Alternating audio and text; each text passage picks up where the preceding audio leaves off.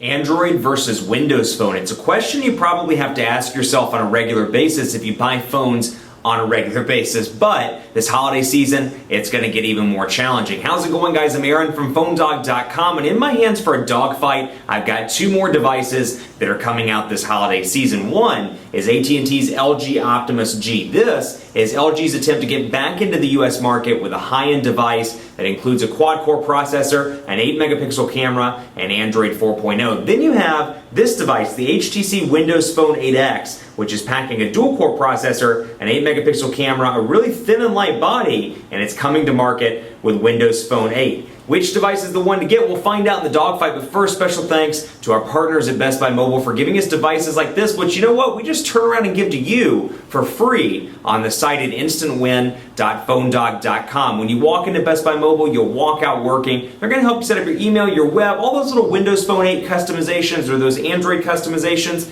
They'll get you set up and ready to go at Best Buy Mobile. Let's take a look. Optimus G, 8X. Which one's going to win? We'll find out in the dogfight, which starts right now.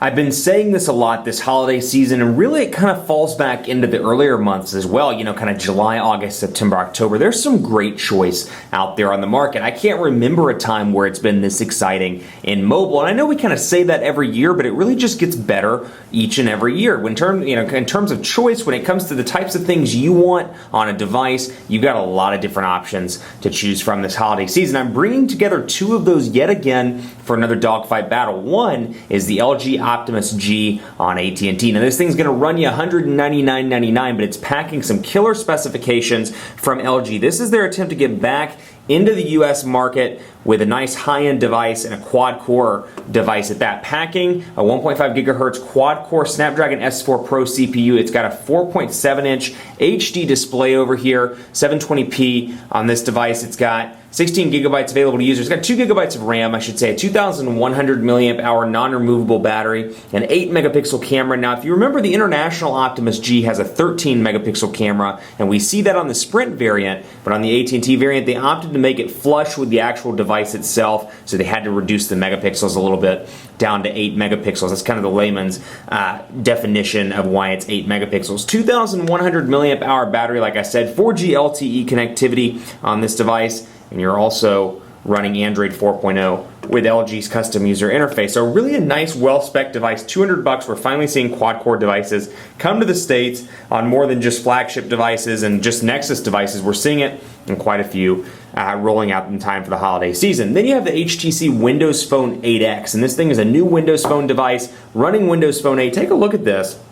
You can really see how beautiful it is all around. Really a thin, svelte, good-looking device here, and it's packing a 1.5 gigahertz dual-core Snapdragon S4 CPU, a 4.3-inch LCD display that's also HD, so 720p displays on both of these devices. And then you've got a 1,800 milliamp hour battery over here, 4G LTE connectivity, Windows Phone 8, like I said, and really a nice design in a couple of different colors. Now this thing retails for $199, the 16 gigabyte version. There's an 8 gigabyte version that'll retail for $99.99, but that's going to go head to head against the Lumia 920, which has a much better camera. At least Nokia would like you to think it has a much better camera, and has some other specifications that make it a little bit different from this device, although it's much thicker than the HTC 8X, and I'm just going to call it the 8X for short. So design-wise, you're looking at two different designs here. This one's very different than the international Optimus G. Just to give you a quick comparison here, take a look at the Sprint version, which is very similar to the international version. You've got kind of a similar look and feel here on the sides, kind of reminiscent of Galaxy S2 over here, and you've got the 13 megapixel camera, so much different all around on this device. You've got a power button on the right side, nothing else, some chrome sides, which while they look beautiful, they are easy to get fingerprints on, a volume rocker over here. You got a little flap here, which when I pull this flap out, it'll access the micro SD card slot and the micro SIM card slot. And then you got a micro USB, a lot of micros. Micro USB charging port down here at the bottom, and a 3.5 millimeter headphone jack up top. Now, beautiful design here. Both batteries are non-removable, but you've got a really nice color scheme here. You've got this in what they call California blue. Then you've got kind of a yellowish green tint, which is going to come to 8 gigabytes. And then you have a third color, which honestly, I pretend like I just had forgotten to tell you, but I actually can't remember the third color because there's so many different color variations of these Windows phones coming to different carriers. So there's a second 16 gigabyte color that's coming if you don't like blue. I want to say it's is it black? It's either black or red. I can't remember off the top of my head on AT&T side. But you got a micro SIM card slot, a volume rocker, a camera shortcut button here to access the 8 megapixel camera. Nothing on this side, but really a thin, beautiful looking device here all around. And then over here, you got a micro USB charging port on the bottom and a 3.5 millimeter headphone jack up top. Now it's powered by Windows Phone 8, which has undergone significant kind of renovations since Windows Phone 7 and 7.5. You're noticing that the live tiles are different sizes here, really giving it more of a customizable look and feel all around in comparison to previous versions of Windows Phone. Now out of the gate, you do get AT&T applications on both of these devices. Take a look here, for example, Code Scanner, Family Map, Locker, Navigator, ready to go, Smart Wi-Fi, UVerse Live TV. Now the benefit of the Windows Phone is you can remove, as you can see here, you can remove all of that. So you can go in here and uninstall AT&T Radio. If you don't want it, you can get rid of it. Over here, unfortunately, there isn't an ability to uninstall the AT&T stuff. The bloatware stays on regardless of whether you want it or not. You can see here that I'm uninstalling, or I'm in that uninstall screen, and the only thing that I have the ability to uninstall here is Quadrant Standard Speed Test, things that I've installed already since I've been working with the device. Now, Android 4.0 over here, so not quite Jelly Bean over here. It's not running 4.1 or 4.2, and LG's user interface is arguably a little bit behind when it comes to TouchWiz, Sense, Motorola's user interface, some of these other more established players on the market. LG's really coming at it hard here with some great hardware. Unfortunately, I'm seeing this a little bit, not as much as previous LG versions, or LG devices rather, but I'm seeing a lot of occasional lag or stutter, little things where you're like, you know what, the user interface, it just isn't fleshed out. It's got a great spec list, a quad-core processor, and for the most part, it's relatively zippy. I mean, I'm seeing little to no lag, I should say, all around, but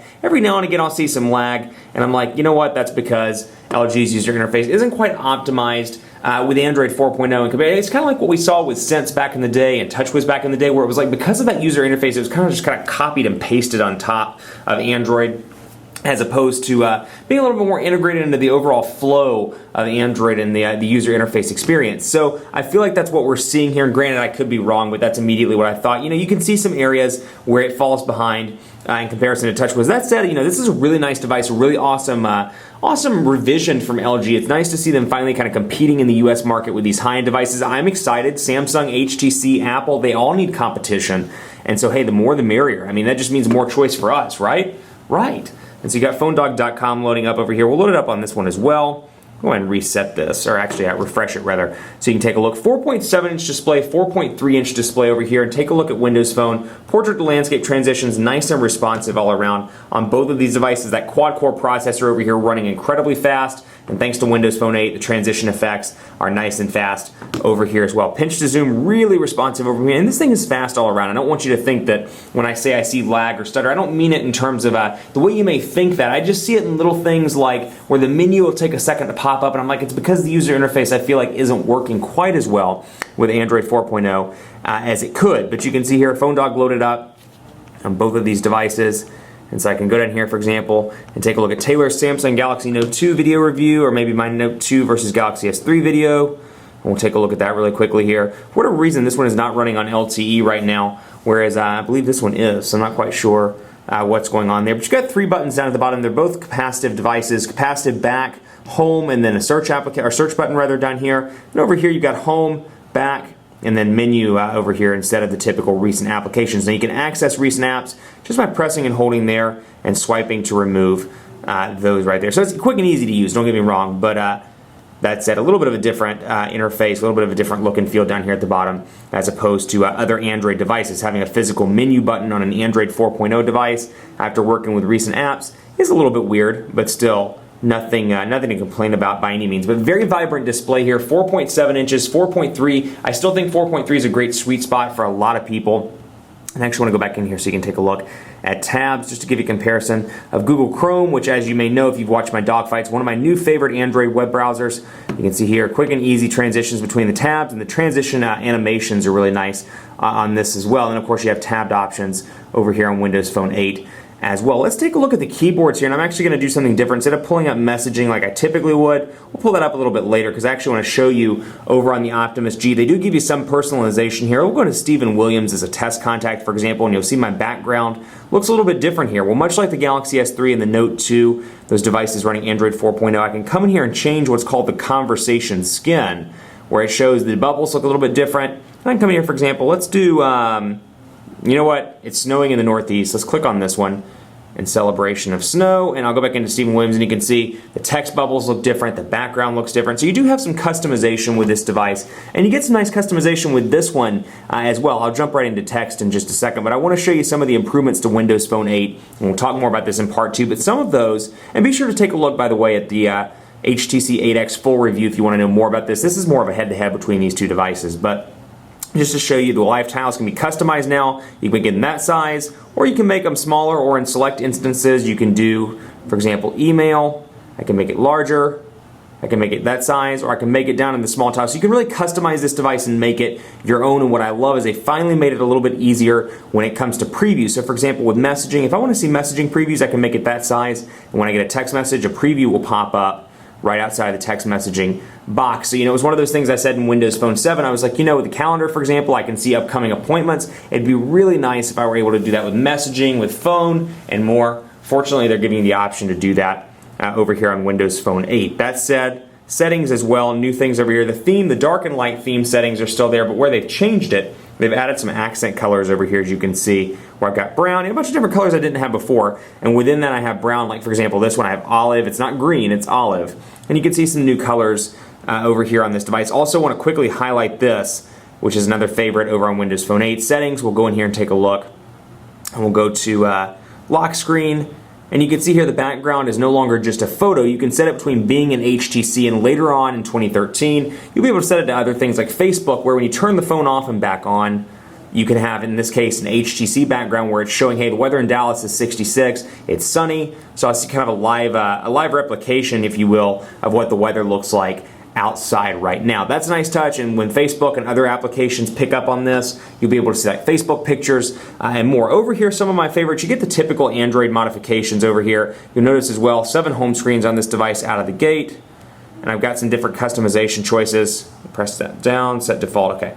There we go, sorry about that. You got some different customization things. For example, you're seeing a different kind of animation transition here between the various home screens. You can change that around in the settings, but what I really like is, for example, let's say messaging, you know what, I don't like that widget, which this actually isn't the stock one, or a stock icon rather, because I've already changed it. But I can come in here and change it around. So you know what, if messaging, I want an M to remind me of messaging, I can do that. I can go back from Gmail, I can customize that. You know what, Gmail reminds me of the typical Gmail icon. With Chrome, I want to change the Chrome icon as well, and I can take photos as well. You know what, Chrome is a pretty heavy lifter when it comes to browsing, so I can set that as the icon. So little cool things like that. It does have some great customization choices, and again, I can't get over how fast this device is into day-to-day performance. Yes, the user interface might need a little bit of work, but overall really impressed with the way it looks. Now, we didn't get to texting. Stay tuned for part 2. I'll open it up with text messaging on both of these devices so you can get a feel of how the keyboards look on both of these devices.